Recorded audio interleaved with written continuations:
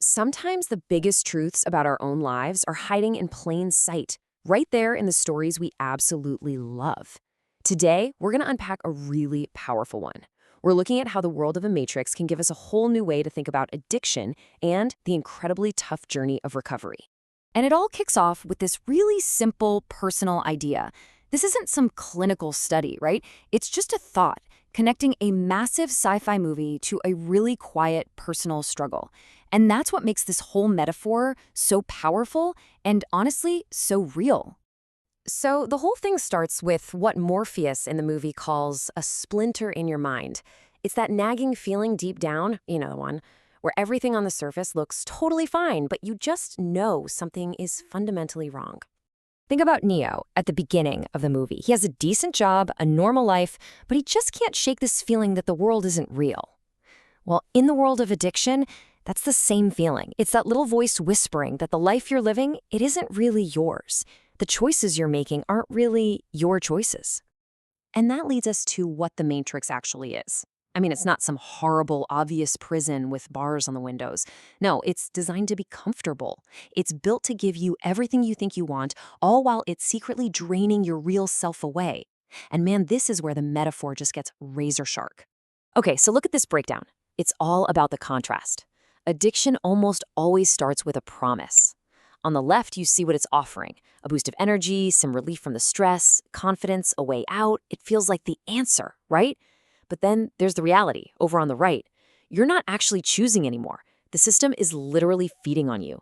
It's stealing your freedom and locking you into this comfortable prison. This quote just nails it. It's the central trap of the whole thing, this illusion of comfort, where the very thing that promises to set you free is actually the thing that's chaining you down. It's a perfect little system designed to keep you plugged in forever. But then you get to the turning point. For Neo, it's a very real choice Morpheus gives him. You take the blue pill, you go back to sleep, stay in that comfortable illusion. Or you take the red pill and see how deep the rabbit hole goes. That moment, that choice, is the absolute heart of starting the journey to recovery. And this is the question, isn't it? It's not just for a movie character, it's the question anyone on this path has to ask themselves. Do I stay with the lie because it's easy and comfortable? Or do I find the guts to wake up and face the hard, messy truth? And we have to talk about Cypher. He's such an important character in this whole metaphor. He took the red pill, he saw the real world, and he just couldn't take it. It was too hard. He wanted back in, dreaming of that stake that he knew wasn't even real. His choice is a powerful reminder of just how tempting that comfortable lie can be. And this is so, so important to understand. Choosing the red pill is not a magic wand. The movie is really honest about this, and so is recovery. Waking up means you have to face the world with no filter. You have to feel everything: the grief, the discomfort, the pain, without that buffer you used to have. It's tough. But after that incredibly hard choice, something amazing starts to happen. You get a new kind of power. Once Neo is out, he eventually learns to see the Matrix for what it is. Just lines of green code. He sees the system. And that is where real freedom starts to kick in. So in recovery, seeing the code is exactly that. It's pulling back the curtain and finally understanding the mechanics of your own personal matrix. It's about spotting the manipulations and tricks that addiction has been running on you for so long.